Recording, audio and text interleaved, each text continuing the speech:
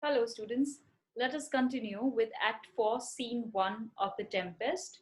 We had stopped at a point where there was a mask that was prepared by Prospero and Ariel for the couple that's going to marry soon. Okay, and Ariel, along with his spirits, enters the scene dressed, all these spirits dressed as different goddesses. Okay, so they are going to bless the couple, Ferdinand and Miranda. We had discussed what a mask is. Mask is an entertainment. It was a common form of entertainment in the Elizabethan and the Jacobean times, where where it was a mix of dance, music, skits, as well as singing, right?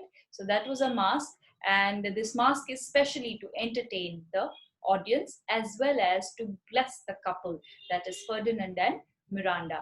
So we were at a point where Iris, who is the goddess of rainbow and the messenger of Juno, is requesting Ceres to enter and bless the couple. Ceres, who is the goddess of agriculture, goddess of abundance, and goddess of harvest. Okay, so she was asked to enter on Juno's order, and Iris, as being the messenger of Juno, is requesting Ceres to come and bless this couple. So it is finally when Ceres enters. Now Ariel is the character who is playing the role of Ceres. He is going to be in the disguise of Ceres. So he says, Ceres enters and says, "Hail, many-colored messenger, that never dost disobey the wife of Jupiter."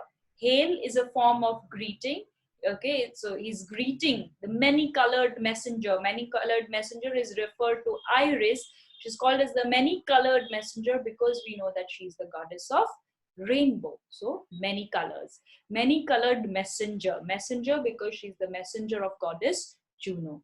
That never dost disobey the wife of Jupiter. She never disobeys the wife of Jupiter. Wife of Jupiter here is a reference to Juno, Jupiter, or Jove. So she is the wife of Jupiter, and Iris never disobeys her. Okay, so Ceres is greeting Iris and says, "You never disobey you never disobey the wife of Jupiter," reference to Juno.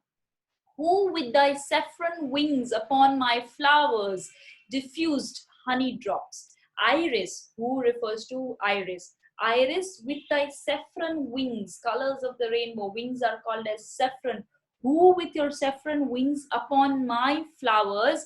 Flowers belong to Ceres because she is the goddess of earth, goddess of agriculture and harvest. She says, "Who with her saffron wings upon my flowers diffused honey drops."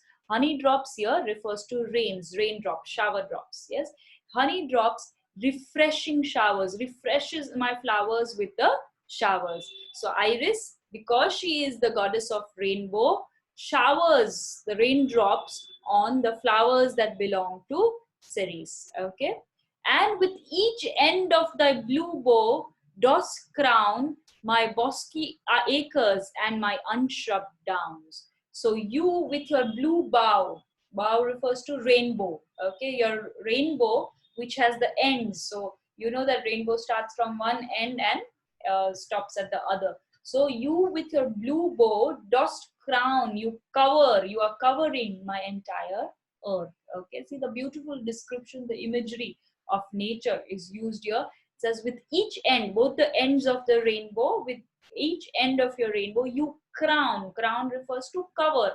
You cover my bosky acres, bosky wooded, covered with wood, acres, and my unshrubbed down. Unshrubbed down simply refers to the shrubless, even the land that is shrubless, which is barren. All of these areas are covered with rainbows. So you can almost imagine a rainbow that is all across the horizon from one end to another end, covering the entire horizon as well as the land. So it could be the woods as well as the barren lands. All are covered with a rainbow on top. And who is the rainbow? Iris, because she is the goddess of rainbow. So Iris is like a rich scarf to my proud earth. So the rainbow is like a scarf, a beautiful scarf that is worn on the head on my proud earth. She's very proud of her earth because she's the goddess of harvest and agriculture, and she says that you are like a rich scarf to my proud earth. It's a metaphor because Iris, the goddess, is directly called to be the scarf, a rich scarf to the proud earth. Yes, Iris, the rainbow, is like a scarf to the proud earth. With why had thy queen summoned me hither? Why has your queen, meaning Juno, summoned me, ordered me to come hither, here? Where were they? On the island, the grassy spot on the island, on the orders of Prospero. Of course, these are Ariel and his spirits playing the characters of these goddesses. To this short grass green, this grassy plot where grass is cut short grass green. So why have you called me here? Why has your queen called me here? To which Iris says, a contract of true love to celebrate. You are called here to celebrate a contract of true love. Marriage is usually seen as a contract, and very soon there is this couple who's going to get married. So you are called here to celebrate a contract of true love and some donation freely to estate on the blessed lovers. Some donation refers to some gifts and some blessings over here. Okay, gifts in form of blessings. So Iris says, is telling Ceres that you are called here to celebrate a true love, a contract of true love, and bless this couple freely to estate bestow, to give, freely to give, blessings that you give generously, freely, on the blessed lovers, on this blessed, on these this blessed couple, on the lovers. Okay. To which Ceres says, tell me, heavenly bow, if Venus or her son, as thou dost know, do now attend the queen. So before she comes, before she's here and she blesses the couple, she's asking, tell me that are Venus and her son also invited here? Now Venus and her son, which is Cupid, are both seen as emblems, as symbols of lust. So very often we are told that Cupid represents love, but it is a very different kind of love that Cupid and Venus are symbolic to. The love that they represent is full of lust, whereas Juno is the goddess, also the goddess of marriage. Okay, but Venus and Cupid are Venus is the goddess and the son Cupid are both symbols of love that is full of lust, passion, which of course right now, as a Prospero had warned Ferdinand, they had to be away from, right? So Ceres says, before I come here, tell me, are Venus and her son also going to be here? As thou dost know, as you know, you might know, do now attend the queen. Do you know if they are attending to Juno? Are they also called over here with me? So she wants to find that out. We will see why. Why does she want to find that out? Since they did plot the means that dusky dis my daughter got. So Ceres over here has a vengeance against Venus and her son Cupid, because there is a story to it. I'm going to very soon tell you the story, but let's first finish the dialogue. He says, because they were the ones who plotted with dusky dis. Now dusky refers over here to gloomy, to dark dis. Dis is another name for Pluto, who is also known as the god of the underworld, meaning the hell. So Cupid, along with Venus, had plotted to abduct, to kidnap Ceres' daughter for Pluto. Okay, so Ceres, of course, is angered by them and she does not want them to be there. So she says, tell me if they are going to be here, because you know that they were the ones who had conspired, who had plotted with dusky dis, with the dark god Pluto, who is the god of hell, represents negativity, gloom, darkness. So they plotted with dusky dis and they got my daughter. They kidnapped my daughter. They abducted my daughter. Her and her blind boy's candled company I have forsworn. So her refers to Venus and her blind boy refers to Cupid. You would have often seen pictures of this cherubim like a baby like creature with wings and bow and arrow, and he's blindfolded because it's believed that Cupid is blind, and because he's blindfolded, he hits people with his arrows and people fall in love blindly. And hence, this whole concept of love is blind comes from there. So, Cupid, blind boy, refers to Cupid. Her refers to Venus. Cupid is the son of Venus. He says, tell me, are they going to be here? Because if they are here, I shall not be here. I have forsworn their company. Forsworn, given up, renounced. I've renounced their company. I have pledged not to be there where Venus and her blind boy are, because they had plotted to kidnap, to abduct my daughter for Pluto, for dusky disk. Okay, so I'm not going to be here if they are here. So that's what Ceres is asking, and this brings us to another mythological allusion, which means reference, okay, about the story of how Ceres's daughter was kidnapped by Pluto with the help of Venus and her son Cupid. Okay, I'm going to quickly show you a picture, a painting which talks about this story, which is also very famously mentioned in one of the classical works. So you can see this painting.